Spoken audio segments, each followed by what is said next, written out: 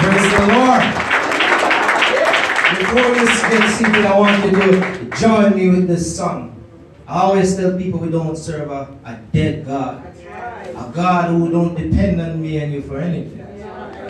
You pay your bills, you don't pay his. You are not a God dependent on any mortal man. You are not a God. You are not a God in need of anything you give out of hand. That's just the way it is. One more time. You are not a God dependent on human hand. You are not a God dependent on any mortal man. You are not a God in need of anything we can give out of hand. That's just the way it is. You are God alone. Before time began, you are on your throne. You are God alone. And right now, in the good times and bad, you are on your throne. You are God alone. You are the only God whose power none can contend. You are the only God whose name and praise will never end. You are the only God who's worthy of everything we can give. You are God, and that's just the way it is.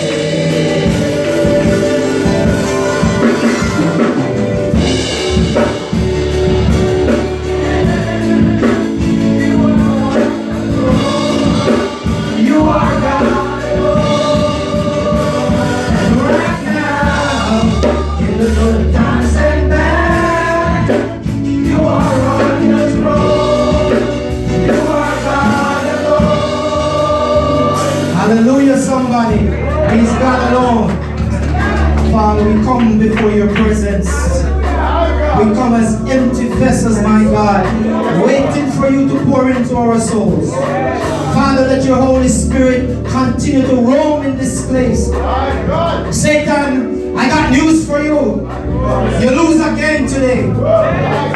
You will not disrupt this service. Your nasty spirit of distraction will not take over God's church. You are not welcome here. You will not break any more homes. No more marriages. We resist you.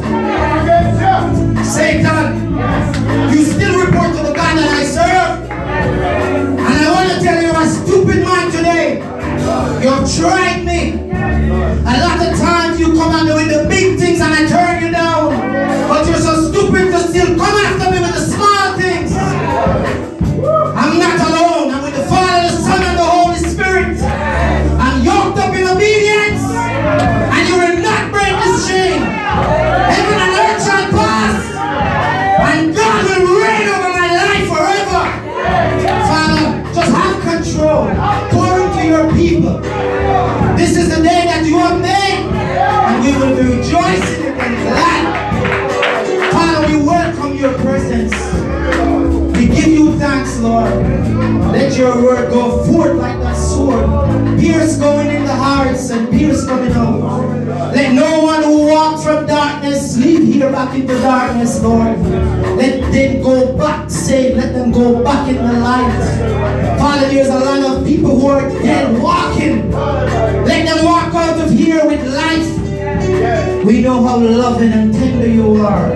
You didn't create us to kill us. You didn't create us for us to go to hell. And that's why we're still alive today. Speak to our hearts, Lord. Minister to our souls. In Jesus' precious and mighty name. Amen. You may be seated.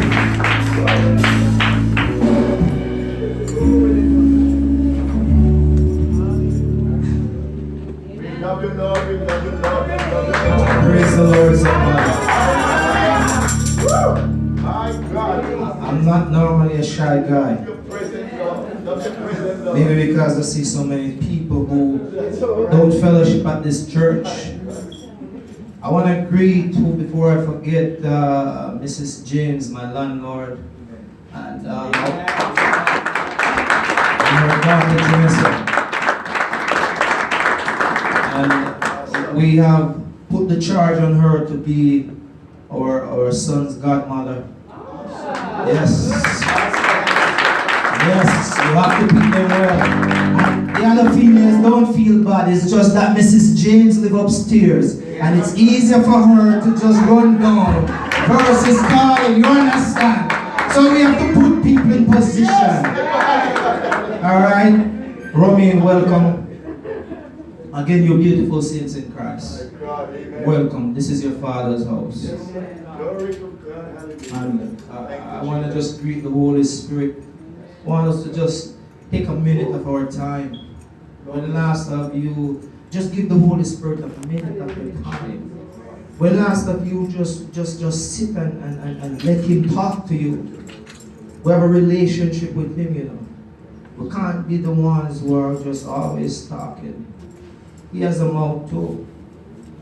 So let us just take a second to reflect on the Holy Spirit, the one who has kept us and who will continue to keep us. Amen. My scripture reading today is from 1 Peter chapter 1. Reading from verses 13 to 17. That's 1 Peter chapter 1, reading from verse 13 through to 17.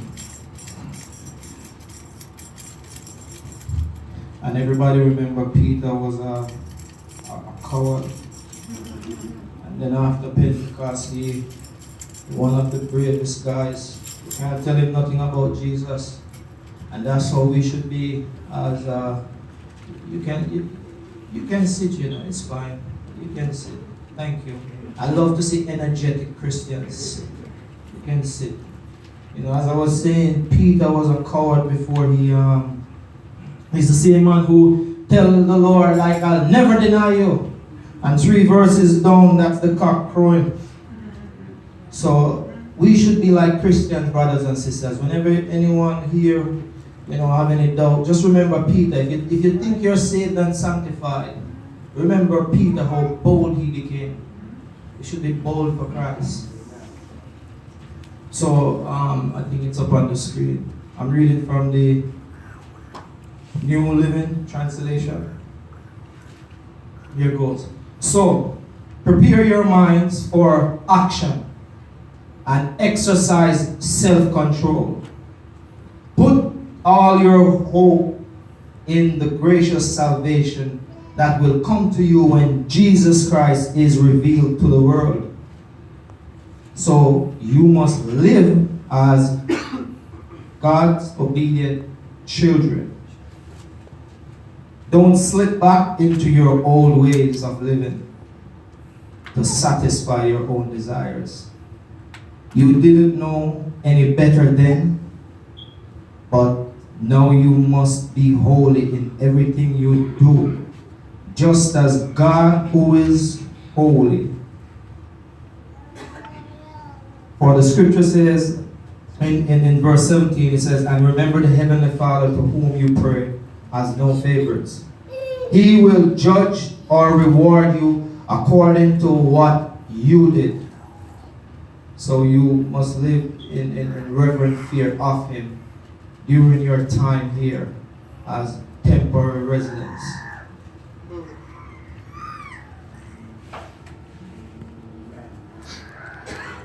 Growing up as a child, I respected my parents.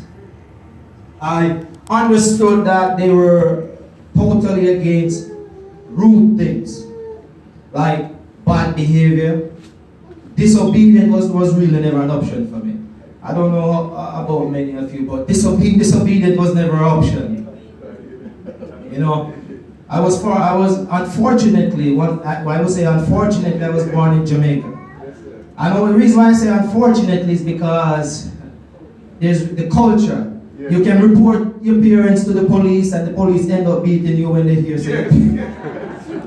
So that's the culture I'm from. That is true. That is so I was brought up to respect others. And there was a saying my parents always said, manners bring you to the world. Yes, sir. I feared the discipline, and we all can attest to that. That growing up, we feared discipline of some sort from those who were in charge of us. I've lived in my parents' house, not mine. And I've since understood that discipline from my parents was done out of love. That's right. Discipline was done out of love. So, you know, if you're a parent and you're here today, we all know, wait until that anger gets out of you. Then you scold the child. I want you to turn to your neighbor. Just turn to your neighbor and just tell them this. Afflictions are really good. Afflictions are really good. If you endure them properly. It will definitely work for your own good. It will definitely work for your own good. Even with my oldest son today, I discipline him. He's just 1 year old, but you have to grow them up. Have to grow them up, man. In the standard of the word and not the standard of the world. I've seen the benefits of discipline and fearing my parents' authority. It really prevented me from some evil actions. Looking back at my childhood and I'm an adult now, I realize more and more how beneficial it was to listen and to endure the chastening. It was just never worth it. Enduring tough love, I realized their ways were not to harm me, but to give me hope and a future. It's not just God's word that gives you hope and a future. That's something else all by itself, but your parents' word gives you hope and a future. They were not just my parents, they were my provider, my protector, the big boss. It was either their way or the highway. Call it turnpike, whatever you want to call it. You take that road if you don't want to take their road. And my message to you, believers, the same way their way was not our way, and we adapt to them, is the same way as believers, we should be true in our relationship with God. Talk to me. I hear you all right. Amen. Submit to His ways, adapt to His statutes. The same way we have respect for our parents' house is the same way we're expected to have respect for God's house. Oh, yes. That's right. This is God's house, the temple. Our body is the temple where the Holy Spirit dwells. It's not our own. You know, the other day I said I was driving over to Patterson. I was driving to school. And I said, God, why is it so difficult to serve you? Why? Like, so you just have, every day you just give me problems. You can't just give me a day off. And he said, son, I made you as my toy. But the only thing I did was to give you your own remote. God made us as His toy. And He gave us the remote. So you better press the right button. And that remote have a reset. Reset it before you get rejected. Every living being should tremble.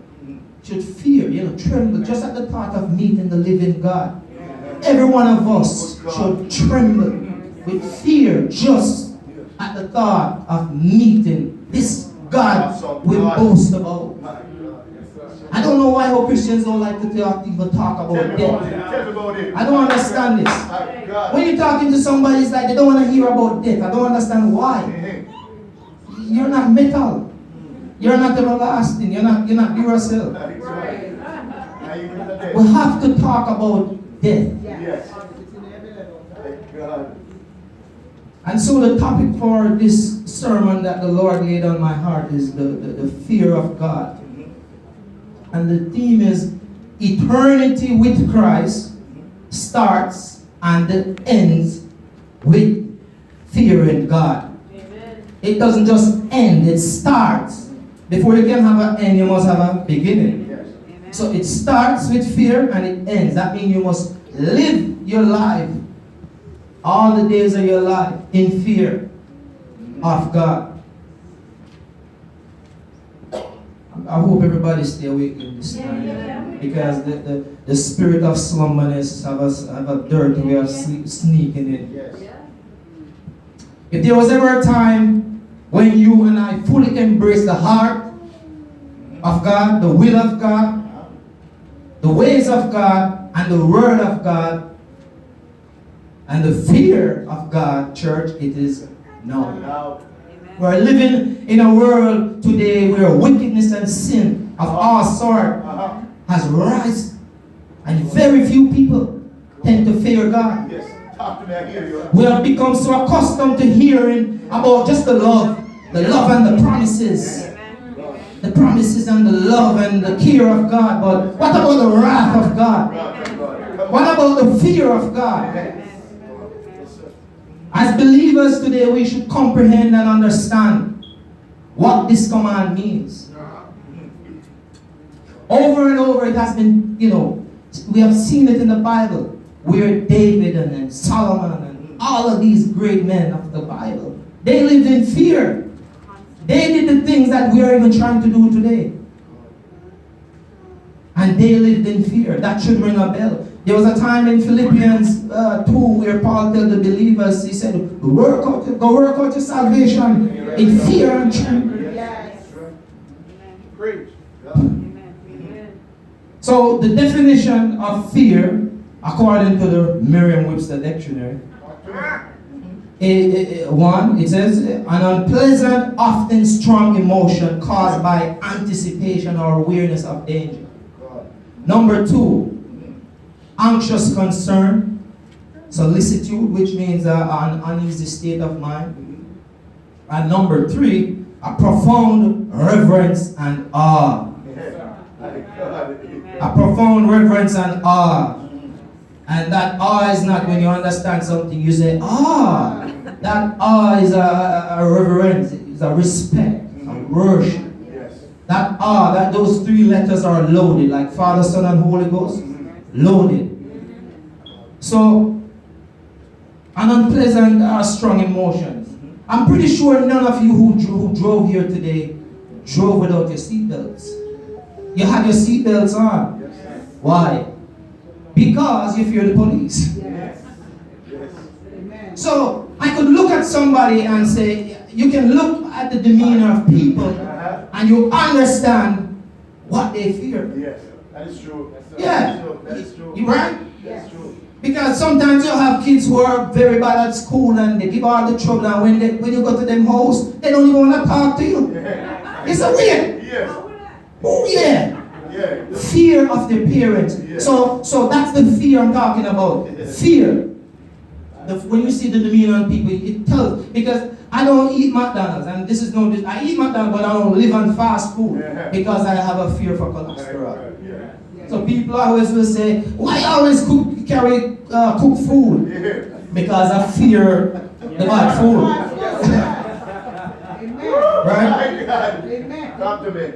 So, how many of us today can admit to having a continual awareness of God's holy presence? God. Talk to me. For 24 hours in a day, how many of us can admit to say, I fear the Lord 24 hours a day? We read the scriptures, in all thy ways we acknowledge Him. Are you acknowledging Him in fear for 24 hours a day? God. Or you say from 8 to 12 o'clock is gossip time, and from 12 to that, and you're winding down, and before you go to bed, oh God, I fear you, forgive me for all that thing. I hear you. Proverbs 16:6, it says, in mercy and truth, atonement is provided for iniquity. Yeah. And by the fear of the Lord, one departs from evil. Again, what does it mean to fear God? We're to keep His commandments. We're to do it with all our heart. all our soul. It means keeping and holding his words in our heart. Like David says, thy word have I hid in my heart. He didn't just hide it here. Yes. A reverential fear. It means to serve the Lord, believers. Yes. Fearing God means we have such a reverence for him that we are afraid to say certain things. When you fear God, it makes you afraid to say certain things. Yes, I get it. And if you even think certain things, you'll perish the thought immediately. That's right. You don't do certain things when you fear God. In this dark hour, believers, we all need the fear of God. That is true. I say this with great urgency because I am assuring somebody today that is the fear of God. When the enemy comes in on you like a flood, Flooded. it's the fear of God that's going to rise up a standard. God, I hear you. I'm preaching. You're preaching. So why should we fear God? People may ask, why? Why should we fear God? You have people who ask that question. And I don't think they are dumb, you know. I think they have been somewhere not in the light. But the first thing that comes to my mind when why should you fear God? I mean, you should fear God if you read Genesis. In the beginning was heavens and the earth. He created it all. Yeah. David elaborated on so many occasions that heaven is his, earth is his footstool. Do you know what it means to have a footstool? It means you walk on it. God can walk on us. He does whatever he pleases. We just sang the song, you're not a God created. Come on, you understand? So we should fear God, understand God. 2 Corinthians, and I thought this was very profound. 2 Corinthians 1 and 2. I'll be giving a lot of scriptures because I want somebody here today to understand what I'm saying is lining up with the word. 2 Corinthians 1 and 22, it says, he has identified us as his own by placing the Holy Spirit in our heart as the first installment that guarantees everything he has promised. God has sealed our life with his Holy Spirit. That's why nobody have to tell you when you're doing anything wrong. You know, sometimes people come to you and they say, boy, I know this is wrong, you know, but I'm going to do it. Nobody have to tell you. It's the law that exposes your morality. Yeah, that's right. That's right. The situation that you're in exposes your morality. I hear you. And the last one I'll share is Psalm 135 and 6. Says, whatever the Lord pleases, he does in heaven and earth, in the seas and in the deeps. He doesn't just have even the fish he controls. Yes, sir. You better believe it. You wonder why the fishes even swim up in the net when Jesus said, toss it over that side. Yes. God said, come forward, fish. And they have to listen. Yes. Come on. Because their purpose is to be eaten. Yes. They know that. Yes. So we must understand that God is a jealous God. Yes, sir. Just like I'm a jealous husband. As soon as I hear my wife phone ring, I say, who that? Who is that? Talk to me, preacher. I might not hide and check the messages, but I say, who is that? Who is that? So just a reminder, we're reading from Peter 1, verse 13 to 17. And I'm just going to run through this for you.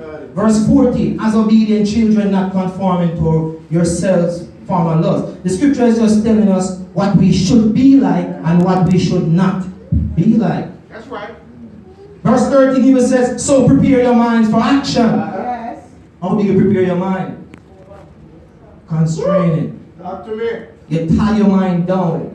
Sometimes I wonder where the fruits of the Spirit gone in some people. Where is self-control?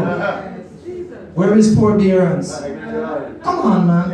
If we, the fruit of the Spirit for driving on the road is to adhere to the laws. Your speed limit is 60 to 55. Yes. Slow zone, you slow down. So when you're in God's zone, you pull out the fruits of the Spirit. Yes, sir. And then we talk about no weapon that form against us shall prosper. But that message is just for believers. Amen. People get it wrong. No weapon that form against who? God's people. Not for sinners. He still protect the sinners. There was a time when, even when the Israelites were going through the wilderness, as much as he were chastening them, as much as he was dragging them and punishing them, I would say, he was still providing for them. So if he did that for them, what about you? That's right. God is not a wicked man, you know. He's a good man. Yes. A very good man. Amen. You go down and verse 17 says, you know, I remembered that, this is where I want to focus, and remember that the Heavenly Father to whom you pray has no favorites. God has no favorites. That doesn't, but what I mean is that God is not looking for a boyfriend or a girlfriend. He's not looking for a husband or a wife. Yes. He's not looking for a side chick. Yes. You better be good instead of being pretty. Yes. That's what it means. He has no favorites. That's why he's the judge. Amen. When the other judge can be bribed, God cannot be bribed. Right. Judge. God put his word above himself. Yes. So that's why we must understand the life that we're living. Sometimes we must step out of the box and give ourselves a spiritual checkup. Yes. Yes. Don't, why you have to wait until somebody check you up? You can check yourself out. Just like how nobody tell you that you have to sleep. Nobody have to tell you that you have to. No, you know you want to sleep. Yeah. So, that means we should spend our entire life in fear of God. Conduct yourselves in fear that you're supposed to. 2 Timothy, and I want to show a comparison between, because there's a fear we should have and a fear that we must not have. It's like judging. Jesus said, judge, not by appearance, but judge with a righteous judgment. And people might say, oh, Jesus could never tell you to judge. Yes, it's a commandment, but you must do it with a righteous judgment. Because when you don't do it with a righteous judgment, that's where you are acting in the flesh. That's right. And just for those of you who want to look at the scriptures at John 7 verse 24, it says, this is Jesus saying, we must judge according to the appearance, but we must judge with a righteous judgment. Some people only stop by the first part, judge by appearance, and that's where it stops. They forget about the righteousness. It's like the scripture says, seek ye first the kingdom of God and his righteousness. That's right. But some people are only seeking the kingdom, not the righteousness. So it's like we just used to one side of thing. Matthew 10 and 28 says, Jesus, he says, and do not fear those who kill the body, but fear him who is able to destroy both body and soul. Do not fear those who can kill the body. Don't fear man. Right. Don't fear your boss. Don't fear being fired. Amen. A lot of us, because we come from the culture, it's like this culture have just saturated us, people with a spirit of slavery, where we feel like because somebody write your paycheck, they're your boss. No. The man who give him life to write my paycheck, I pray to him every night. That's right. And if he fire me, the same man gonna hire me. Ever realize sometimes you think all hell break loose, you lose your job, and the fear you had turned into a victory. Because God likes to move things around. It's like playing chess. He's the king. He does what he wants. So I'm just saying, Jesus is saying fear, but do not fear. Don't fear, but fear. Fear me. He said, don't fear man. That's a commandment. So, in Romans 2 and 6, the Bible says, it says, God will repay each person according to what he has done. I want the church to hear me and hear me well. You will never break free from sin until you have a fear of God.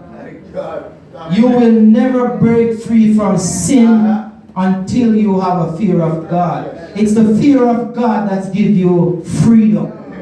A lot of people are struggling because they don't have a fear of God.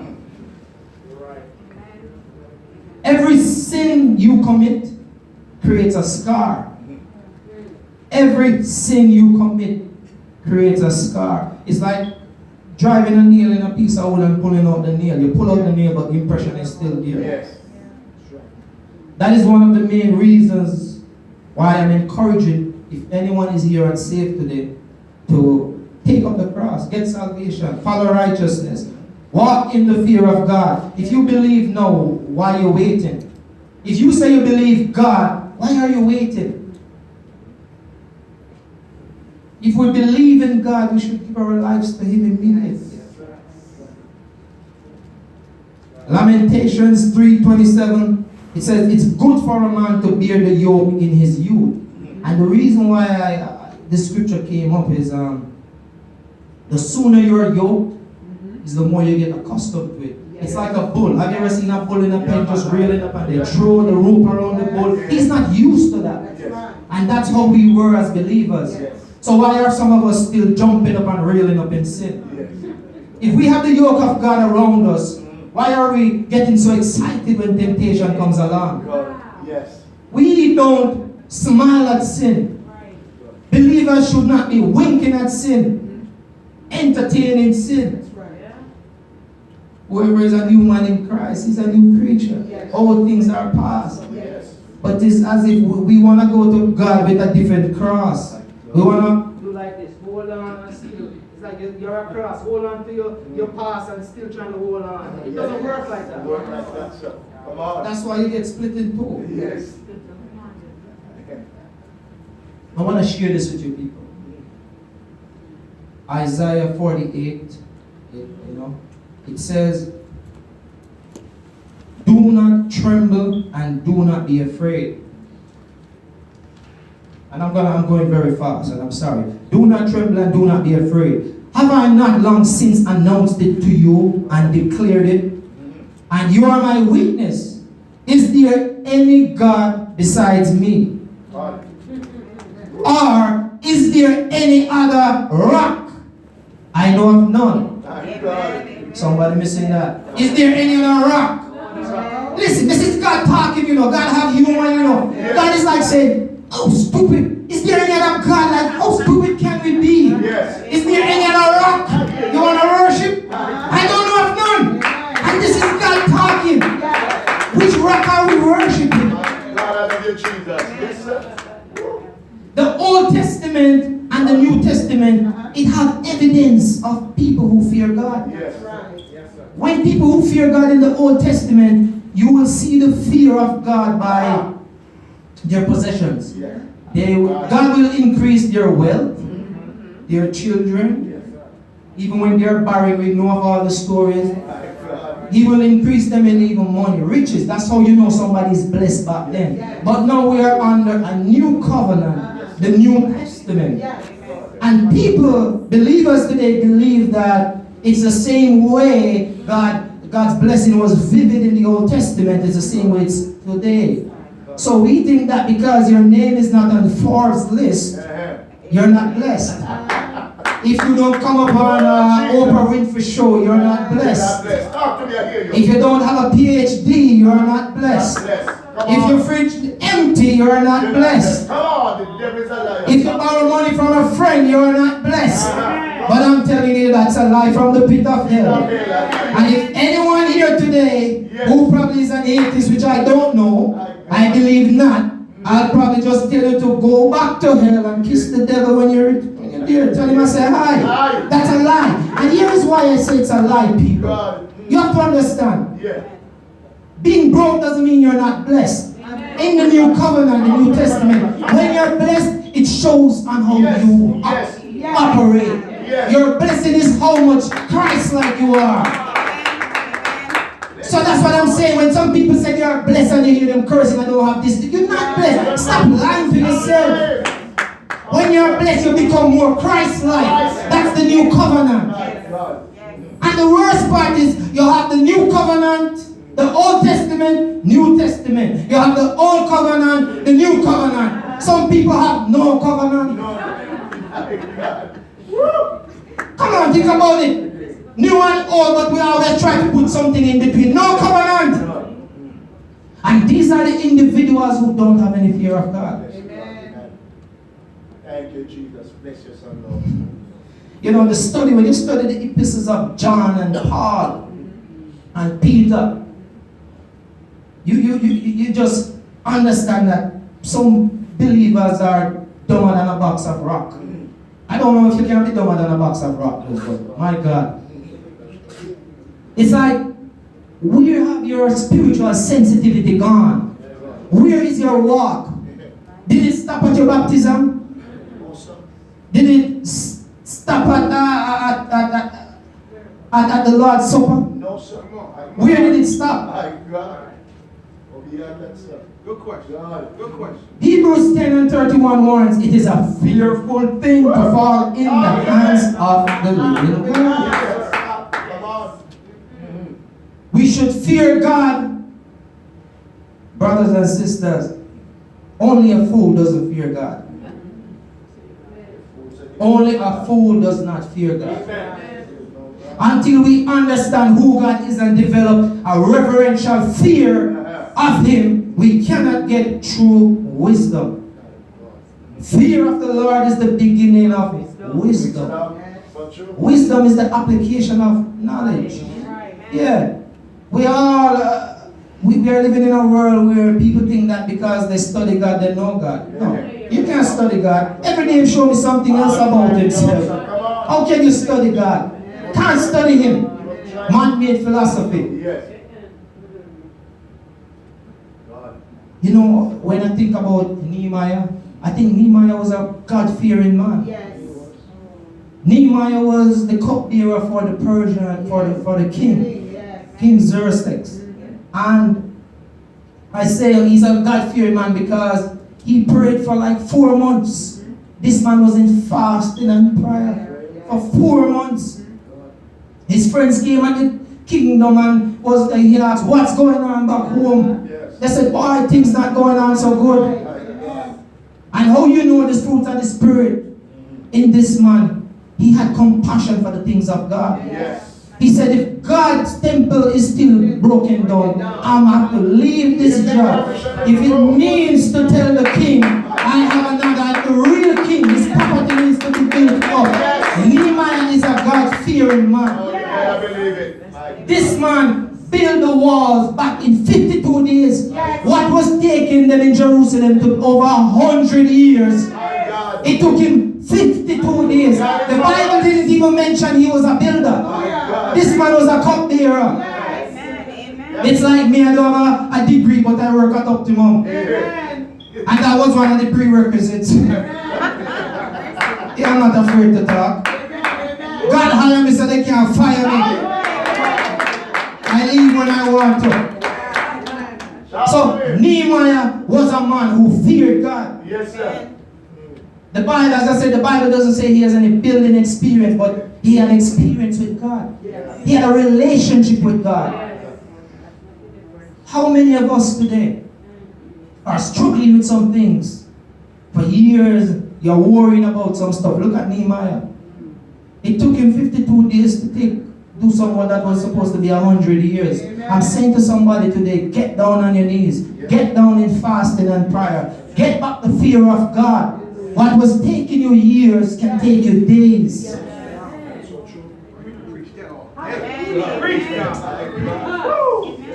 The same way some of us, like I said, there is a saying in the Bible that says 1,000 years is like with the Lord on a year. Like come on, man. Amen. He's a reciprocating God. Ain't Brother Romain? He's a reciprocating God. If you put 2 in, He's gonna give you 2 back. That's how God is. There's no scripture in the Bible where it says somebody gave to God and God didn't give back to them. You give God 100% of your time. You think God is gonna forsake you? No. But we walk around and we say, oh, He will never see His seed beg bread or His. Yeah, some of us gonna beg bread Because we are not true to our faith. Yes. That is true. When you're true to your faith, you boast in Christ. Yes. That's right. God cannot be mocked, my brothers and sisters. Amen. There's no fear in the church. How can I see this word? No fear in the church. The church the church has now become like a respite, I think, for some people. Things not going good for you on the broad road. So you stop by on the straight and narrow. See what you can get to move on. Yes, sir. It's like a respite. You come to get filled up. Yes. I move on. Treating the church like a corner shop, a convenience store. Yes. Yes, sir. You can't fool God. No. He's the all-knowing God. Yes. My God. It's like nobody has a spiritual awareness anymore. Nobody's wowed with the spiritual things. If it's not the earthly things or PhD and stuff like that, there's no awe, there's no wow. Wow, you're blessed. Yes. The fear of God is absent in our very homes today. One of my sisters said to me, my God, when you fear God, you fear Him that much that when you want to buy a house, if there's not an extra room where I can pray to God. It blew my mind. How many of us today are on house hunting? And one of the prerequisites you give to the realtor, you say, listen, I don't care about the baby room, or the bedroom. I care about a room for God. As long as I don't care if my son have to sleep on the couch. I need a little room somewhere. My God, where I can go in a little corner and praise my God. When you fear God that much, you don't just believe that He's gonna help you pay the mortgage. How can God help you to pay the mortgage if you don't have a room for Him? I don't understand these people. If God help you to do something, where is God? Come on. God help you pay the car note. And good God Almighty, there's not a prayer, not a day you take your break or your lunch. Sit down in the car and pray and say, God, thank you for them 4 times here. Thank you for paying the bill for this car. Oh, I'm waiting until I go home to pray. Gone are the days when you have to go home, go in synagogue, or go to any priest. Jesus said, now's the time where God demands true worshipers, where we worship Him in spirit and in truth. Log off the phone. Supervisor, I have something burning in my belly. I have to go let it out. Run to the bathroom. Thank you, God, I can urinate without a problem. I'm not in the hospital. Come on, man. When you fear God, you love God that much. My God. That's right. No excuse for not living a godly life. A life from the pit of hell. Yeah, we take that out of everything, sir. 1 Peter 1 verse 3 says, by His divine power, God has given us everything we need to live a godly life. So what is the excuse? Boy, this sermon is so loaded. Like, let me just go to the back. I don't have enough time. I don't have enough time. I'm going to share something else with you. In Isaiah 1 and 2, hear me well, people. Please, please, please, please. Somebody hear me. Isaiah 1 and 2. This is God talking. He said, listen, O heavens. Pay attention on earth. Isaiah saying, listen. I'm telling you today to listen. Faith cometh by hearing, and by hearing the word of God. It's the same way unbelief cometh by hearing, but not the word of God. It's what you download in your soul brings forth the actions. He said, the children I raised and cared for have rebelled against me. Even an ox knows its owner, and a donkey recognizes its master's care. But Israel doesn't know its master. My people don't recognize my care for them. Very sad.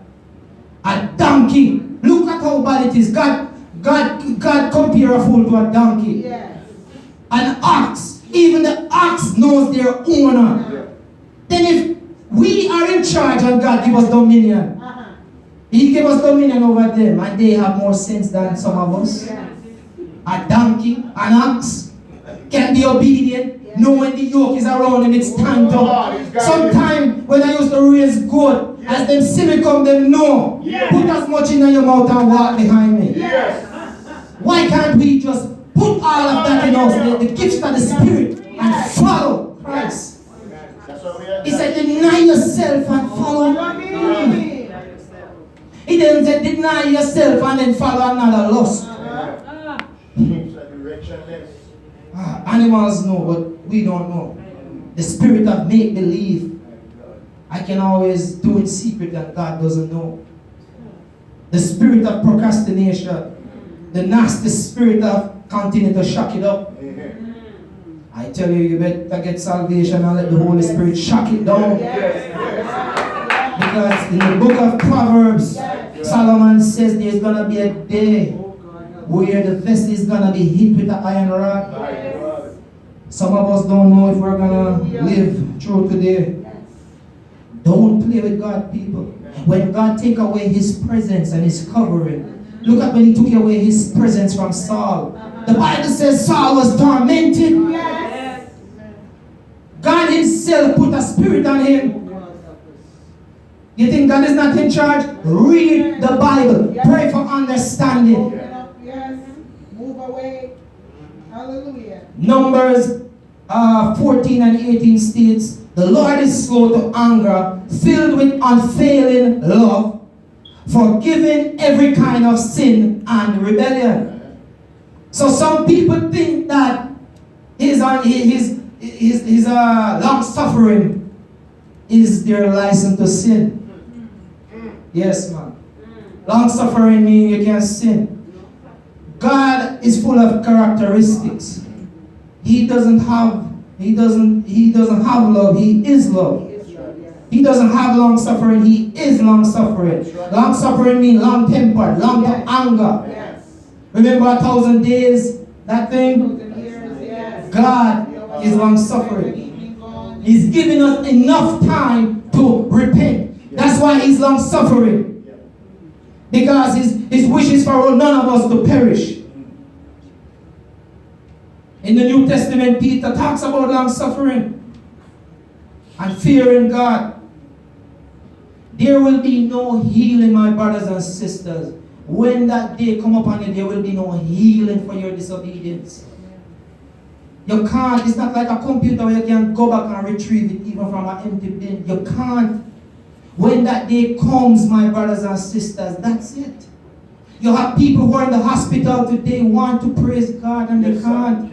Because they have some illness that's eating away their throat. They are vegetables. They want to repent. Some people are just in the hospital just looking right now at the nurse and saying, nurse, bring a Bible, bring a pastor to come and pray for me. And they can't. Because the state that they are in, they are breathing, but they can't talk. The nurse is just there to put the drip. And that's her job. When that person inside of them is the living spirit, where they had the opportunity that you have now to repent and make way for the Lord. It's a very sad thing, my church. We're living in perilous times, as foretold by Timothy. The songwriter says, I'm next in line for my blessing. But some of us are next in line for destruction. If we don't change our mind, waiting to be judged. Fearing for God is caring for God things. Deuteronomy 13 and 4 says, you shall walk after the Lord your God and fear him and keep his commandments and obey his voice. You shall serve him and hold fast. Those who fear God cares about his commandments. When you fear God, you don't commit or endorse or support support homosexuality. You don't support sin when you fear God. This is like a modern day Sodom and Gomorrah. You grow up your children. How can you have a house where you fear the Lord and your child don't fear God? The parents fear God, but the children don't fear God. I don't understand that. As for me and my house, we shall serve the Lord. The Holy Spirit says, and I write it down. The Holy Spirit says, I wrote it down in red. The foolishness and stupidity got to stop amongst believers. Slacking in their ride. Some of us are standing in line to board a backsliding plane with a connection flight straight to hell. Some of us are standing in line to board a backsliding plane, waiting for a connection flight to hell. And the Holy Spirit is a free travel agent, waiting to change that flight from hell to heaven. I hear you. When are we going to submit? Look up that word, submit under. When are we going to go under God's law?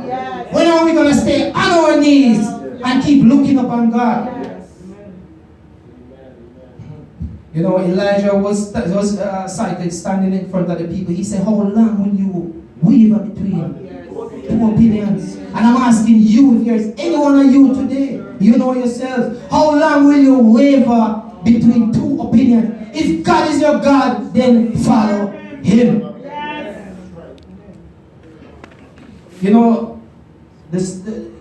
It's fasting time.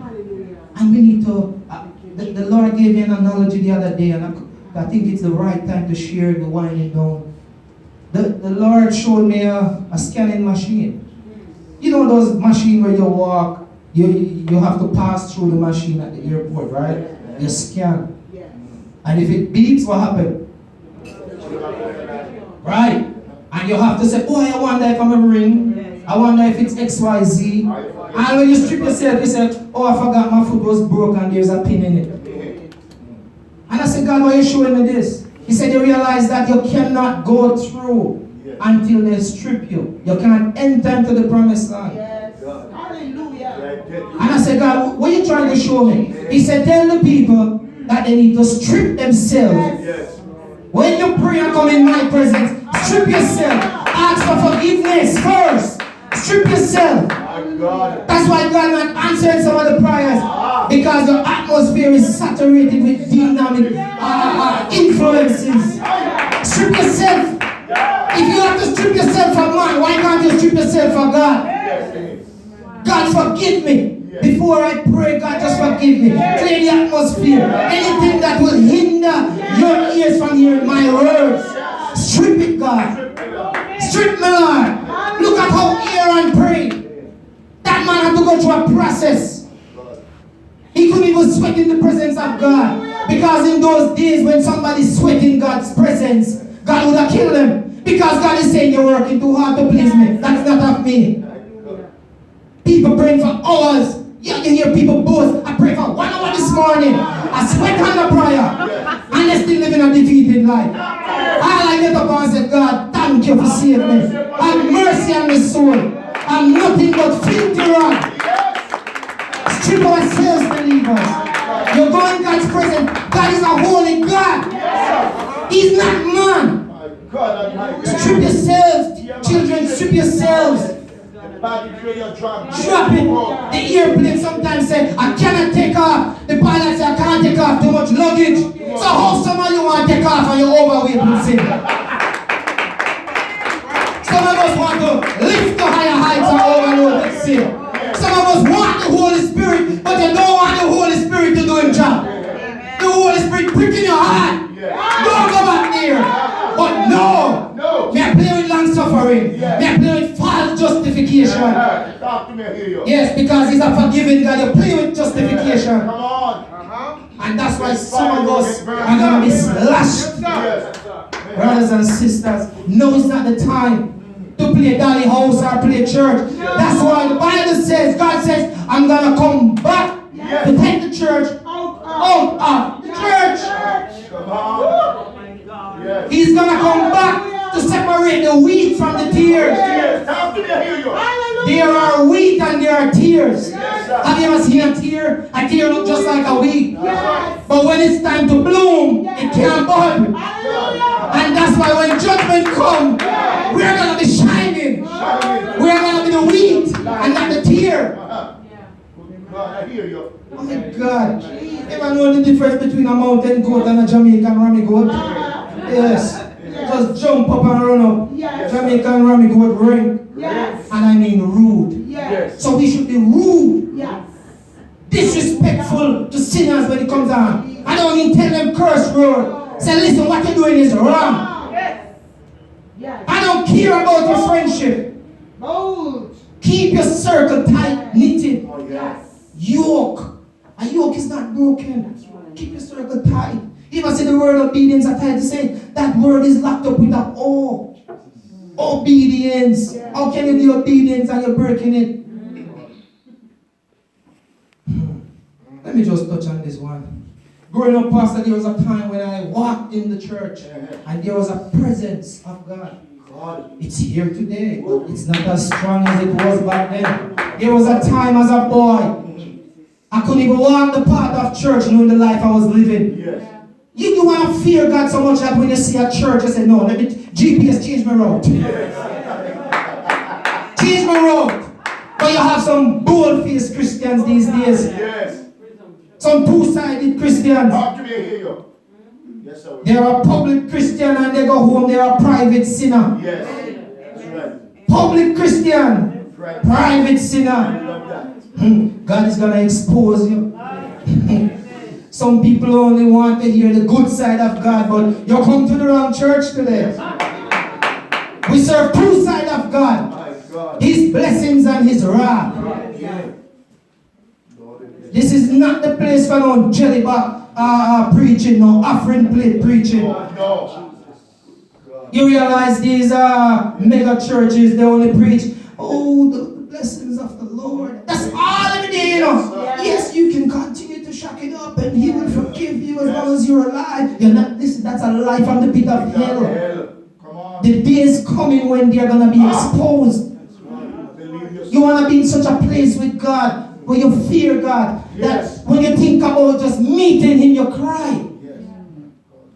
When you hear some of the songs, when you think about the cross, you cry. John 6:27, He said, labor not for meat which perishes, but for meat that endures. Again, what did we read in Peter 1 verse 17? It's backing it up here. Spend your entire time on earth in fear of God. Psalms 147:11 says, the Lord takes pleasure in those who fear Him.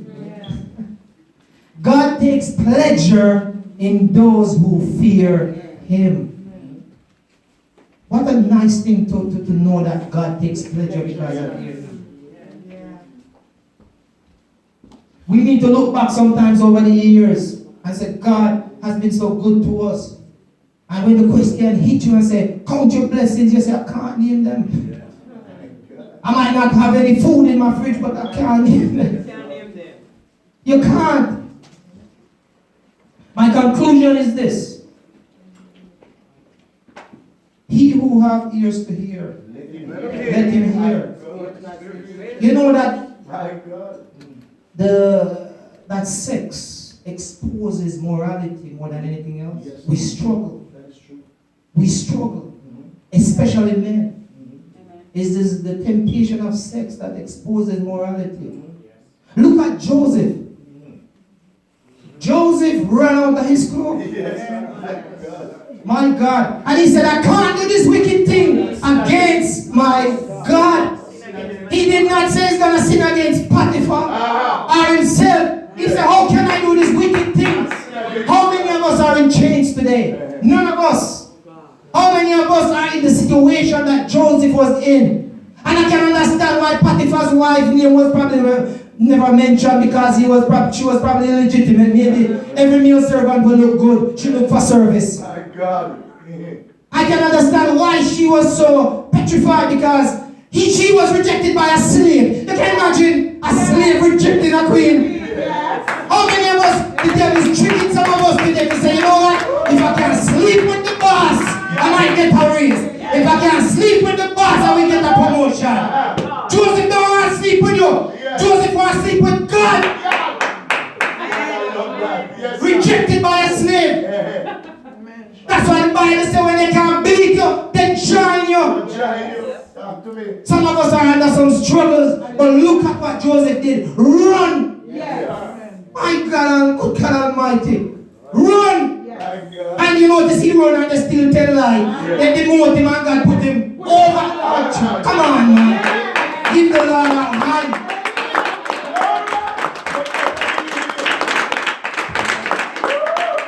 You see, It pleases God, man. Mr. Death. Children, there's a guy, his name is Mr. Death. He has no fear for anyone. None whatsoever. When he comes, he has a cabinet with everybody name in there. Date and time. That's when the police squad run in on some of the drugs, man. They don't even know. Yeah. Catch them by surprise. They see when Mr. Death just have his thing waiting. Yes. He doesn't take bribes. If he took bribes, a lot of these Steve Jobs and them would have probably still be alive today. Yes, sir. If he took bribes, he doesn't need your money. He doesn't need anything from you. If your faith is on earthly things, you're on a shaky ground. Yes. The Bible says when God comes, he's going to shake everything that is not of his. That's right. You're holding on to a car, you're holding on to a boyfriend, you're holding on to the wrong company. You're on shaky ground, brothers and sisters. And then you read Hebrews, and I'm winding down. 4:13 it says, and there is no creature hidden from his sight, but all things are naked and open to the eyes of him to whom we must give account. The day is gonna come when the Lamb's book of life will be opened. Some of us names are there right now. Some of us names are being diluted right now. But I encourage you, you know yourselves. Let your name stay in the Lamb's book of life. Fear God. Destroy the lust of the flesh. And the last thing I want to talk about is the cross. The cross. Why did Jesus die for us? Jesus died for us to save us, to wash away our sins. The nails were not pierced in his hands for us to think that we can be lukewarm. He didn't drag. Thank God for who was it? Jacob who helped him? Thank God, was it Jacob that said help him with the cross? Joseph. My God, what a big, and you know in those days, it's not like compressed wood. We're talking about some heavy log. And this man bared it for us. Why are we slacking in our ride? Why are we not shining our lights into the world? The only time some of us decide we're Christians is on Sunday. And my job, as you can see, everybody know I'm a God-fearing man. Yes. Even Muslims come to me with prayer, for prayer sometimes. Yes. Yes. Don't count anybody out. Don't be surprised if when you catch to heaven, you see some of the Roman Catholic and Jews. Yes. Oh, yes. You have some unsaved people living cleaner lives than people who are in the church. You have some real fake, faithful Christians. Are you one of them? Don't leave here today. Find your salvation at the altar or the pew before Mr. Death finds you. Yes. And the last thing I want to say, brethren, is appreciate what you have before time makes you regret what you had. I'm going to say that again. Appreciate what you have now. Yes. If you're a sinner, if you know you're not living right, repent. Yes. Because when time comes on you, you're going to regret what you had.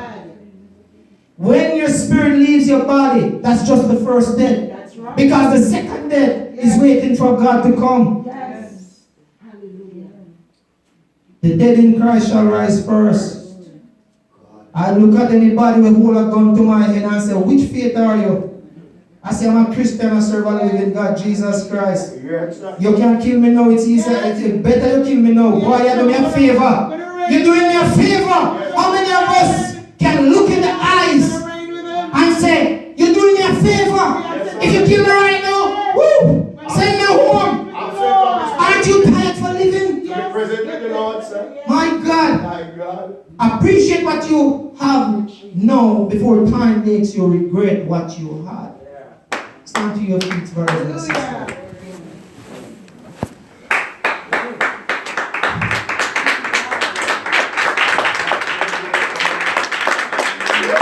Thank you for the cross, Lord.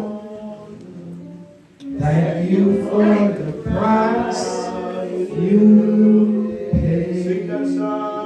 Bearing all my sins and shame, in love you came and gave amazing grace. One more time. Thank you for the cross, Lord. Thank you for the price you paid. Bearing all my sin and shame, in love you came. Somebody there, thank him. Somebody there, thank him. You Lord, thank you for the cross.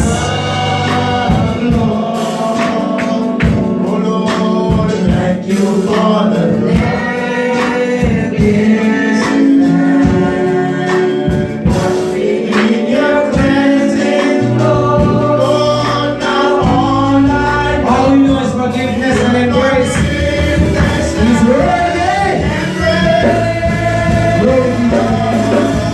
Worthy is the Lamb. Sweet and all and gone. He was crucified for us. Now with many crowns, you reign glory down. I am lifted up, Jesus, Son of God. My God, the treasure of heaven crucified. He's worthy. Enemy's worthy. Enemy's worthy. Ask for forgiveness. Don't leave here without it.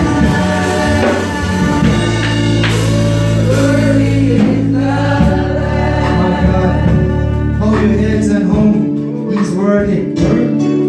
Thank you for the cross, Lord. My God, just picture how he was walking up, just to get it over with. He said, "It's finished." It's finished because he wanted to start something new for you.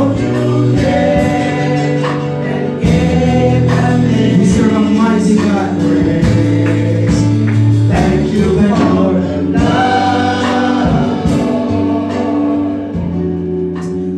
Father, we thank you. Thank you for your word today, Lord. Father, you know the hearts that are here. I pray, God, that your word went forth. Father, I did not speak of flesh. I only spoke what you put in me, God. Half of the things, Lord, I didn't even have, but you gave it to me. Father, I pray that your fear will ignite a fire in the hearts of the believers today. Father, I pray that those who have lost your fear found it back today. Those who have lost their prior life with you, find it back today, my God. Father, I know you are the powerful and sovereign Lord. You have the power to do anything. So I'm begging you right now to convert, God, the fearless into a fearful believer of you today. I pray, God, that you bind us, yoke us up with truth. Let our tongues speak your truth, Lord. Baptize our tongues in your worthiness, in your righteousness. Let us leave here as the real salt of the earth. Let us leave here at the light. Let when somebody leave here today, the men outside will say, my God, what have gotten into you? And give you glory in heaven. Father, we not only thank you for the cross, we thank you for what we don't even have. We're praying for tomorrow, God. We're praying for our children today. Let your fear instill in their hearts. I pray for a transformation, Lord. My God. Father, cleanse our heart. Cleanse our soul. Let our hearts, body, mind, and soul be under subjection to your will. Father, let us be counted among the meek who will inherit this earth. Father, let us be counted among the few and not among the many. Father, in your righteous and precious name, I just want to pray for the leaders of this world. Your word says we don't wrestle against flesh and blood, but spiritual wickedness in high places. So the spiritual wickedness in high places, God, we're asking you to send forth your angels to take charge and minister to their hearts so they can take this country out of the slump it's in, my God. Father, we thank you for everything that you have done and what you will continue to do. Father, let us just go forth with this first Sunday of the men's ministry, my God. Let us continue to walk in fear of you. Let us continue to live in favor of you and not in favor of man. God, we give you thanks. There's so much to tell you. But Lord, you're an everlasting God. We give you thanks as we leave here, Lord. We pray for journeying mercies. Just let your Holy Spirit saturate our hearts so we can share the fire when we leave here. In Jesus' precious and mighty name, we give you thanks.